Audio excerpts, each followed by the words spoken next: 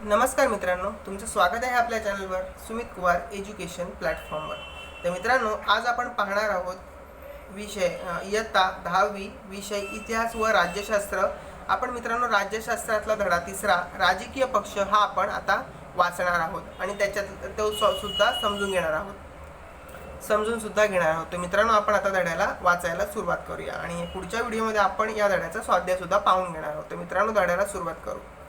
मागील पाठामध्ये आपण संविधानाची वाटचाल आणि निवडणूक प्रक्रियेचे स्वरूप समजून घेतले। सामान्य जनता, लोकशाही, प्रतिनिधित्व आणि निवडणुका या सर्वांना जोडणारा सर्वात महत्त्वाचा दुवा राजकीय पक्ष असतो। आपण राजकारणाविषयी जे ऐकतो अथवा वाचतो ते बरेचसे पक्षांशी संबंधित असते। राजकीय पक्षांचे अस्तित्व सर्व लोकशाही व्यवस्थांमध्ये असते। किंबहुना लोकशाहीमुळे राजकीय पक्ष सत्तेसाठी स्पर्धा सुद्धा करतात। म्हणजे मित्रांनो, बहुमत मिळण्यासाठी दोन पक्ष एकत्र येऊन सत्ता स्थापन करणे याला असे म्हणतात सत्तेसाठी स्पर्धा करतात। प्रस्तुत पाठामध्ये आपण भारतातल्या राजकीय पक्ष पद्धतींची ओळख करून घेणार आहोत।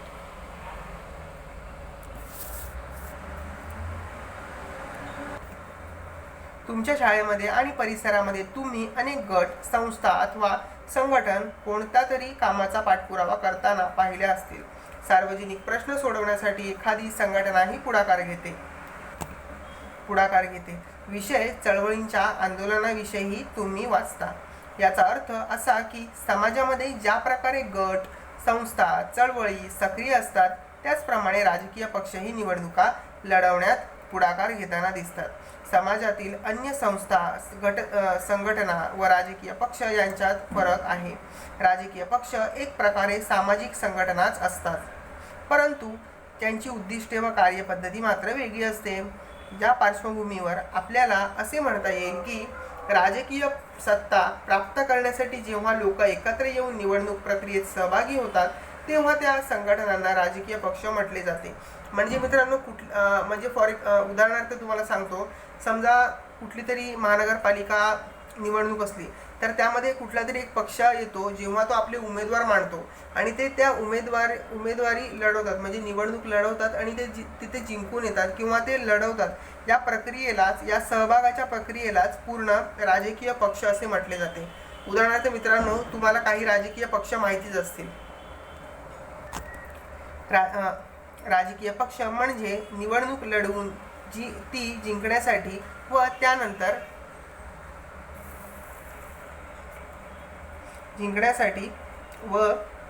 त्यानंतर सत्ता मिळवून आपल्या पक्षाचे शासन स्थापन करणाऱ्या लोकांचा गट होय मित्रांनो। आणि राजकीय पक्षाची काही ठळक वैशिष्ट्ये आपल्याला पुढील प्रमाणे सांगता येतील।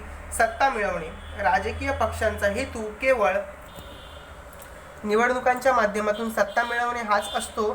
त्यामुळे सत्तेसाठी विविध राजकीय पक्ष परस्परांशी सतत स्पर्धा करत असतात। अशी स्पर्धा करण्यात अयोग्य काहीच नाही, परंतु स्पर्धेचे स्वरूप निकोप असावे। म्हणजे बोलतात ना मित्रांनो, हेल्दी असावे किंवा त्यामध्ये काही असा म्हणजे तफावत नसावी किंवा त्याच्यामध्ये कलह निर्माण होईल अशा गोष्टी नसाव्यात। विचारसरणीचा आधार। प्रत्येक राजकीय पक्ष काही धोरणांचा विचारांचा पुरस्कार करणारा असतो। सार्वजनिक प्रश्नांबाबत प्रश्नांची एक विशिष्ट भूमिका असते। म्हणजे कुठला जो पक्ष असतो त्याची एक वेगळी विचारसरणी असते, त्याचा विचार लोकांना पटतो किंवा तो एक वेगळा विचार प्रत्येक पक्षाचा असतो, हे यामध्ये सांगण्यात आले आहे। या सर्वांच्या समावेशातून पक्षाची विचारसरणी तयार होते। ही विचारसरणी ज्यांना योग्य वाटते ते लोक त्या पक्षाला पाठिंबा देतात। पक्षाला लोकांचा जो पाठिंबा मिळतो त्याला त्या पक्षाचा जनाधार असेही म्हटले जाते। आधुनिक काळामध्ये सर्वच राजकीय पक्षांची विचारसरणी सारखीच दिसते, त्यामुळे पक्षांमध्ये विचारसरणीवर आधारित फरक करणे अवघड झाले आहे। पक्ष कार्यक्रम। तर मित्रांनो, विचारसरणी प्रत्यक्षामध्ये आणण्यासाठी राजकीय पक्ष त्यावर आधारित कार्यक्रम निश्चित करतात।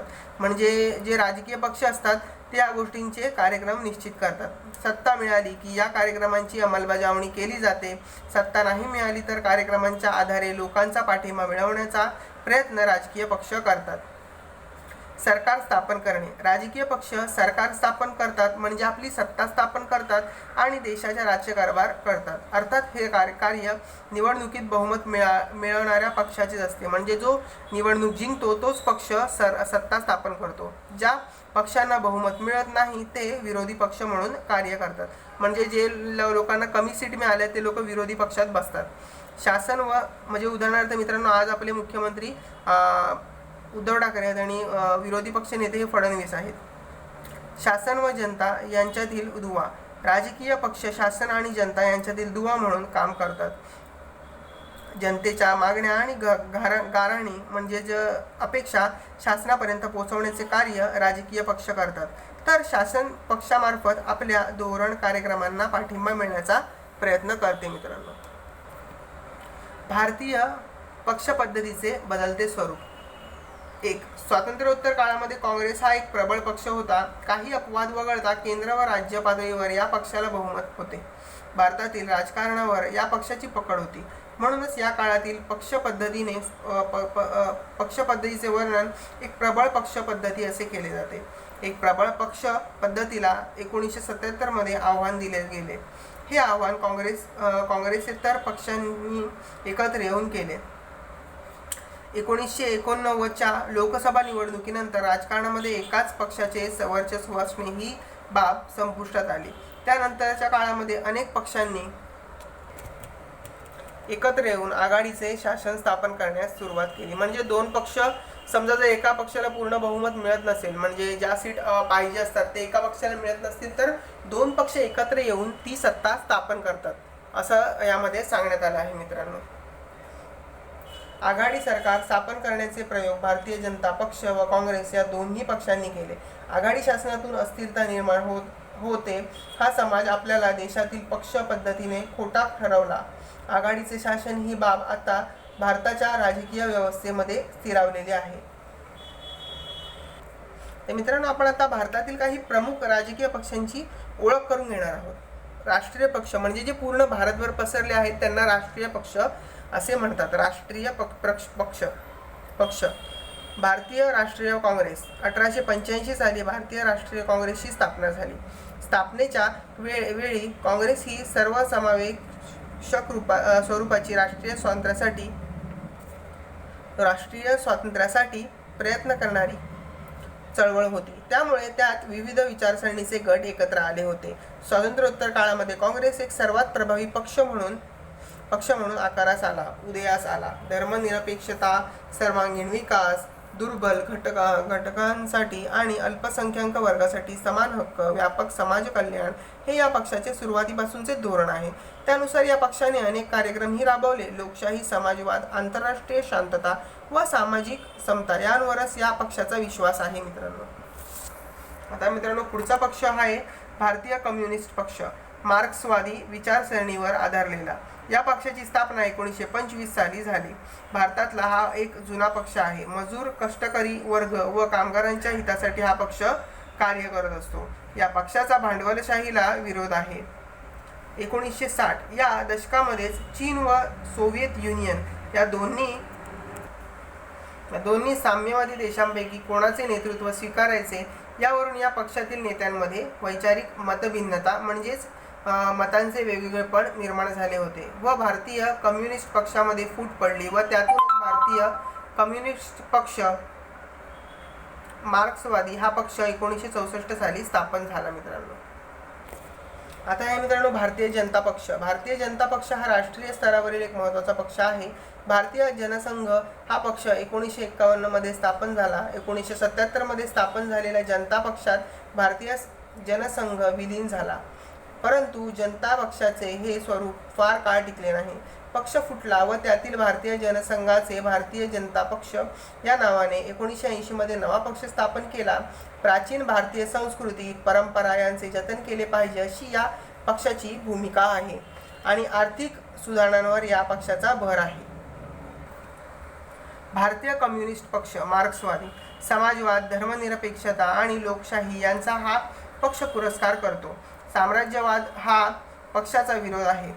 साम्राज्यवादास या पक्षाचा विरोध आहे. कामगार, शेतकरी, शेतमजूर यांच्या हितसंबंधांसाठी जपणूक करणे हे या पक्षाचे धोरण आहे. म्हणजे हा मजूर किंवा शेतकरी शेतमजूर यांच्याविषयी विचार करणारा पक्ष आहे. 5. बहुजन समाज पक्ष. बहुजन समाज पक्ष हा समाजवादी विचारसरणीचा पक्ष आहे. बहुजनांचे हित हे या पक्षाचे उद्दिष्ट आहे. बहुजन म्हणजे जे पिछाडलेल्या जातीचे असं सुद्धा आपण म्हणू शकतो. 1984 साली या पक्षाची स्थापना झाली. दलित, आदिवासी, इतर मागासवर्गीय आणि अल्पसंख्याक यांचा समावेश या बहुजन या शब्दामध्ये होतो. बहुजन समाजाला सत्ता मिळवून देणे हे या पक्षाचे उद्दिष्ट आहे मित्रांनो. राष्ट्रवादी काँग्रेस पक्ष. काँग्रेसमधून बाहेर पडून राष्ट्रवादी काँग्रेस पक्षाची स्थापना 1999 मध्ये झाली. लोकशाही, समता, धर्मनिरपेक्षता या मूल्यांवर पक्षाचा विश्वास आहे. काँग्रेस पक्षाबरोबर युती करून हा पक्ष 1999 ते 2014 पर्यंत महाराष्ट्रात सत्तेवर राहिला होता. तसेच केंद्रामध्ये 2004 ते 2014 इतक्या प्रदीर्घ काळामध्ये हा पक्ष काँग्रेसच्या नेतृत्वाखाली आघाडीचा एक घटक पक्ष होता. तृणमूल काँग्रेस, जो मित्रांनो बंगालचा पक्ष आहे. तुम्हाला माहीत पण असेल, ममता बॅनर्जी, तुम्ही नाव ऐकलं असेल. त्यांची आता बंगालमध्ये परत एकदा सत्ता आलेली आहे मित्रांनो. तृणमूल काँग्रेस. ऑल इंडिया तृणमूल काँग्रेस या पक्षाची स्थापना 1998 मध्ये झाली. 2016 मध्ये निवडणूक आयोगाने या पक्षाला राष्ट्रीय पक्ष म्हणून मान्यता दिली. लोकशाही, धर्मनिरपेक्षता आणि दुर्बल घटकांचे संरक्षण हे या पक्षाचे धोरण होते मित्रांनो. माफ करा आहे. वर्तमानपत्रात तुम्ही अशा प्रकारच्या बातम्या वाचल्या असतील. त्यातून अर्थातच आपल्याला भारतीय संघराज्यातील विविध पक्षांमध्ये असणाऱ्या पक्षांबाबत माहिती समजते. म्हणजे विविध पक्ष कुठले कुठले आहेत याची माहिती समजते. हे पक्ष केवळ राज्यापुरतेच मर्यादित आहेत का? राज्यातील काही नेते राष्ट्रीय पातळीवर दिसतात तर काही राज्यापुरतेच प्रभावी असतात. असे का? तुम्हाला पडलेल्या अशा प्रश्नांच्या आधारे आपण भारतातल्या काही प्रादेशिक पक्षांची थोडक्यात ओळख करून घेऊ. भारताच्या चारही दिशांच्या राज्यामध्ये काही प्रातिनिधिक पक्षांचा आपण येथे विचार करणार आहोत. भारताच्या विविध प्रदेशांमध्ये विविध भाषा बोलणारे आणि परंपरा, संस्कृती यांच्यातही विविधता असणारे लोक आहेत. प्रदेश आणि यांची एक स्वतंत्र भाषा असे चित्र आपल्याला दिसते.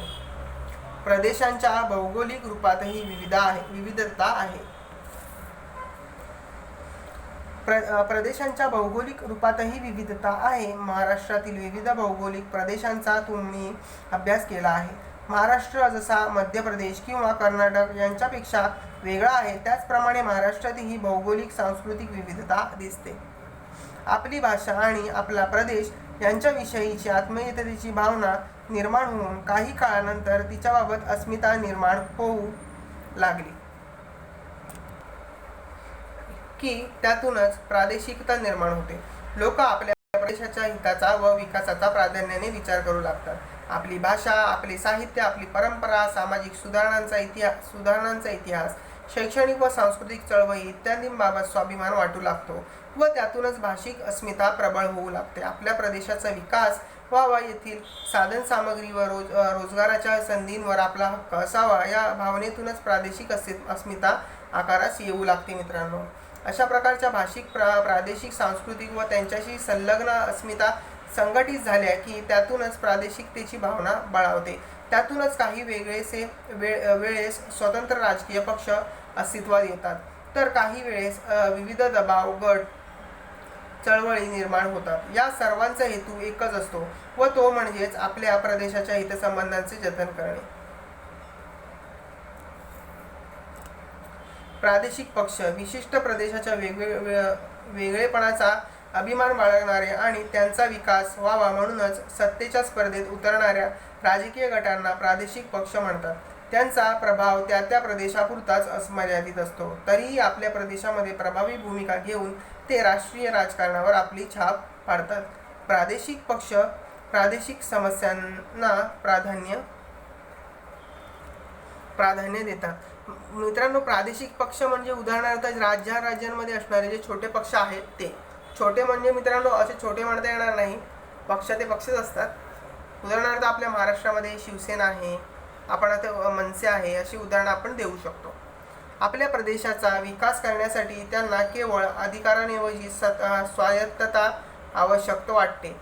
संघ शासनाला सहकार्य करत आपले स्वायत्ततेचे क्षेत्र अबाधित ठेवण्याचा म्हणजेच कंटिन्यू ठेवण्याचा प्रादेशिक पक्ष प्रयत्न करतात. तसेच प्रादेशिक समस्या प्रादेशिक पातळीवरच हाताळाव्यात.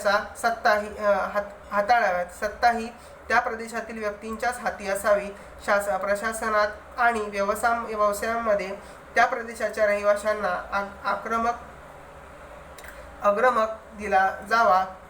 अग्रक्रम दिला जावा असा आग्रह प्रादेशिक पक्षांचा असतो. भारतातील प्रादेशिक पक्षांचे बदलते स्वरूप. स्वातंत्र्योत्तर काळापासून भारतामध्ये प्रादेशिक पक्ष अस्तित्वात आले होते, परंतु त्यांच्या स्वरूपामध्ये आणि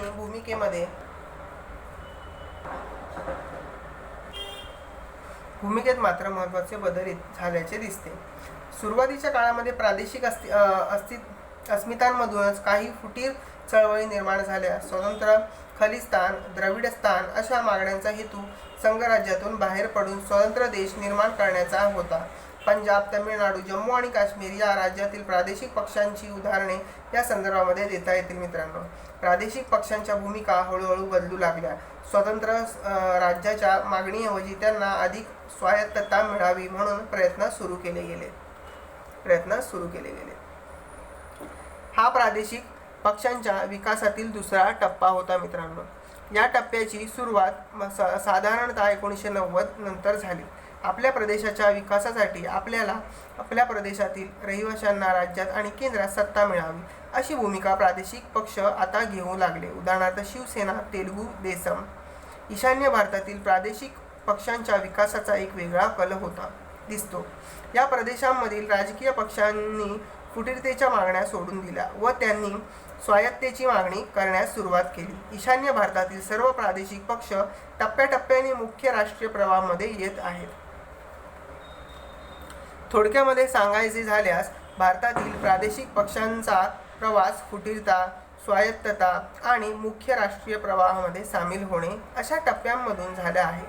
तसेच राष्ट्रीय राजकारणातही त्यांचा प्रभाव वाढला असून आघाडीचे शासन हा त्याचा एक परिणाम आहे. भारतामध्ये अनेक प्रादेशिक पक्ष आहेत. सर्व पक्षांची माहिती येथे घेणे शक्य नाही. म्हणून आपण भारताच्या पूर्व, पश्चिम, दक्षिण आणि उत्तर अशा क्षेत्रांमधील काही प्रतिनिधी पक्षांची ओळख करून घेणार आहोत. तर मित्रांनो, पहिला येतो काही प्रमुख प्रादेशिक पक्ष पुढीलप्रमाणे. तुम्ही चिन्ह बघूनच ओळखला असेल, शिवसेना. महाराष्ट्रातील प्रमुख राजकीय पक्ष. 1966 मध्ये स्थापना बाळासाहेबांनी केली. मराठी माणसाच्या हक्कासाठी जपणूक, मराठी भाषेचे संवर्धन, परप्रांतीयांना विरोध. 1995 मध्ये भारतीय जनता पक्षाची युती करून शिवसेना हा पक्ष सर्वप्रथम महाराष्ट्रात सत्तेवर आला. 2014च्या निवडणुकीनंतर महाराष्ट्रामध्ये भाजपसोबत सत्तेत सहभागी सुद्धा झाला. शिरोमणी अकाली दल. पंजाबमधील महत्त्वाचा प्रादेशिक पक्ष. 1920 मध्ये स्थापना. धार्मिक व प्रादेशिक अस्मिता जोपासण्यात प्राधान्य. पंजाबमध्ये अनेक वर्ष सत्तेवर असणारा पक्ष आहे हा. जम्मू आणि काश्मीर नॅशनल कॉन्फरन्स. काश्मीरमधील प्रमुख प्रादेशिक पक्ष. 1932 साली स्थापना.